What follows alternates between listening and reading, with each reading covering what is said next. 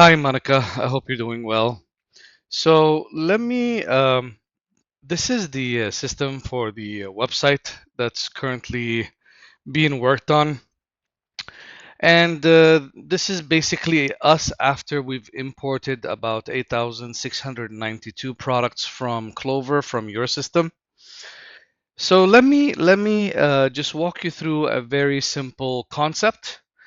But actually, before I do that, let me just walk you through what is it, what is the actual problem, right? So the problem is the names of these products are extremely generic, or they don't relate to the actual product or the way that the company that sells this product actually puts it online. I'll explain. I'll explain everything in details. Just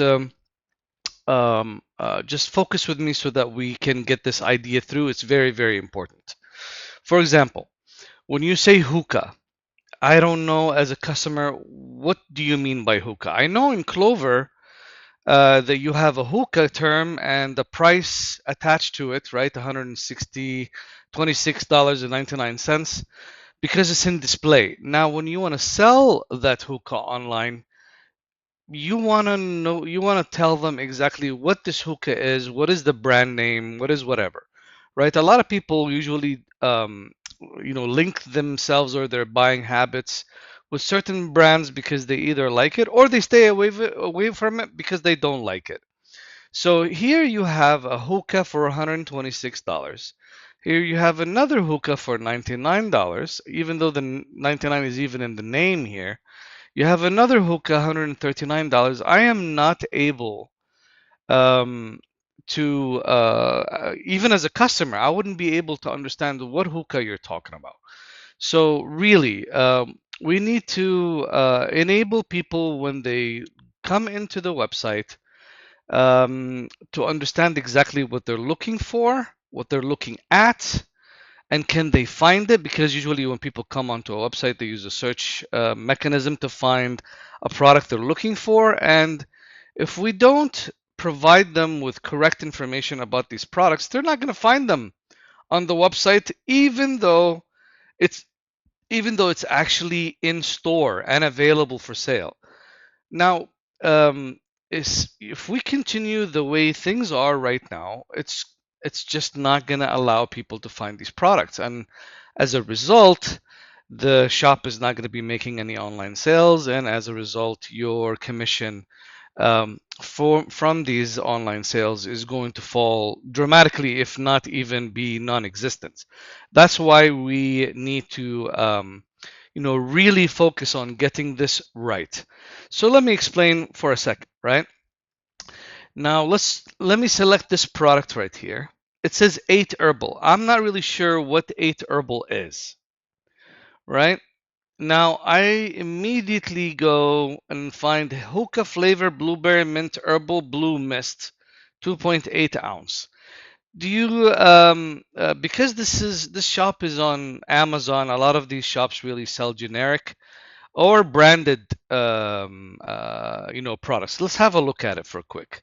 So M. Rosenfeld store. This is a very well-known store that carries a lot of these products. However, do I know whether this is the product you are referring to or not? I really don't. And what does 8 exactly mean? Now, when I continue to search, a lot of other things come back, which is Delta 8. Now we don't have Delta 8 in the name, but if I do add it, let me go ahead and add it. Delta 8 herbal shisha blueberry mint. Then I actually get proper results back from Google because this is a term that now Google can actually link to an actual product, right? Delta, this one is 2000 meg. I'm not sure if this is again the same product.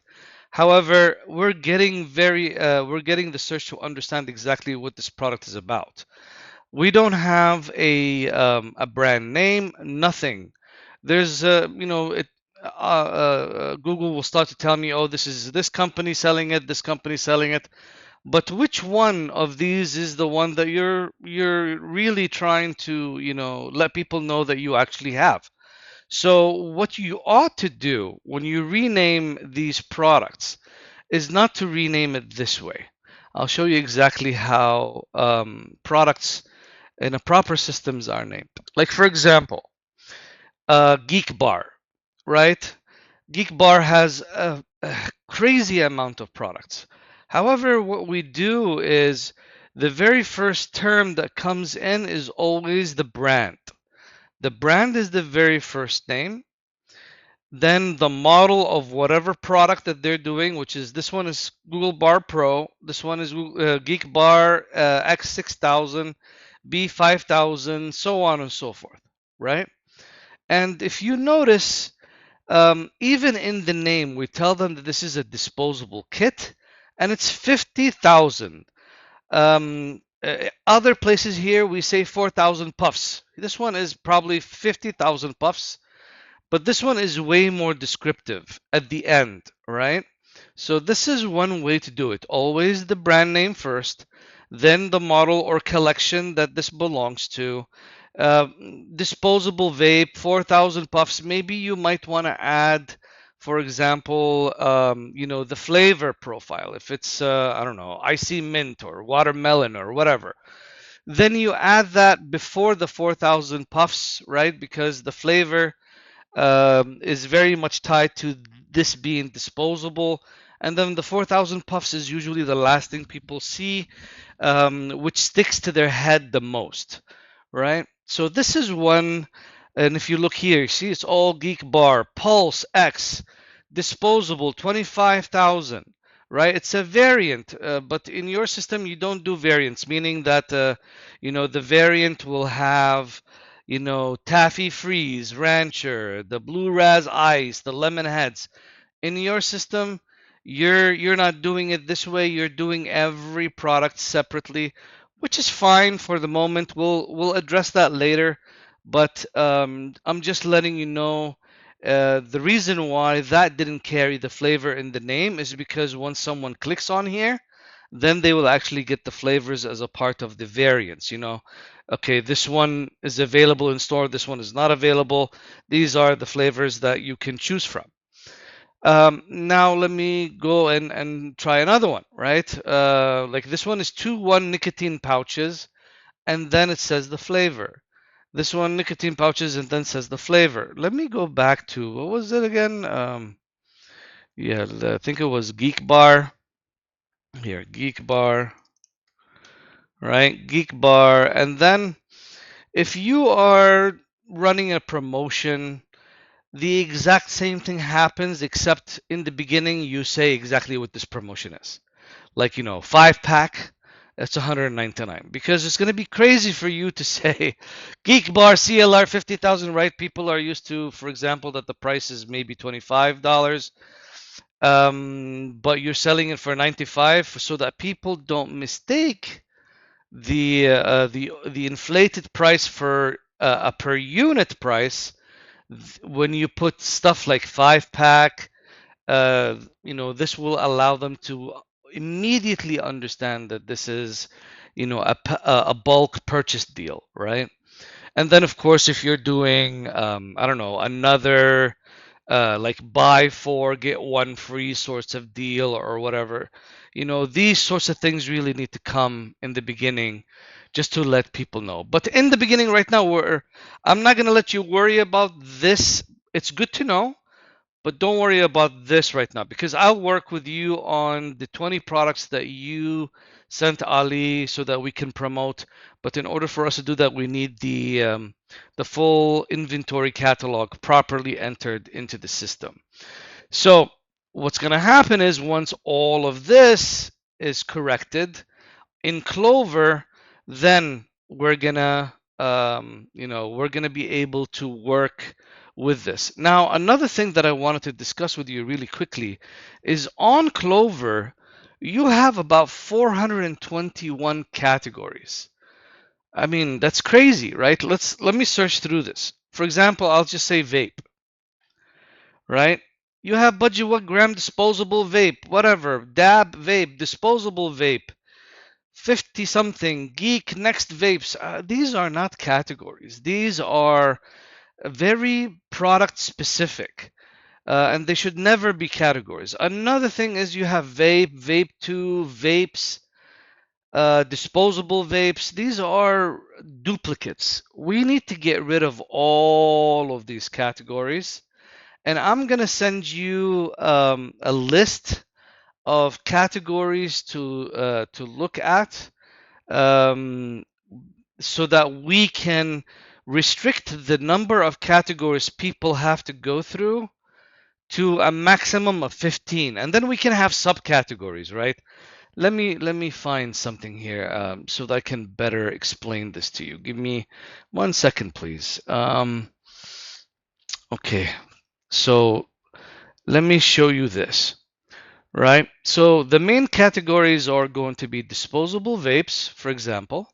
And then you have subcategories: THCA disposable, THCP, Delta 8, Delta 9, ACC, whatever, right? Vape cartridges, 510 cartridges, pod cartridges, because these are terminologies that the buyers understand. When you say vape devices and batteries, then you have subcategories of batteries, charges, and accessories.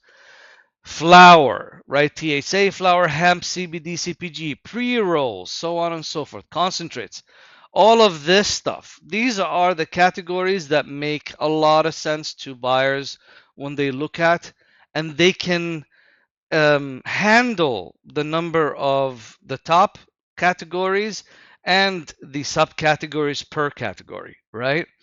And what this will allow them, the easier people are able to find what they want, either through search or through the normal structure of categories. You go to the first category and then you go to the second category, or by using filters, which also include category.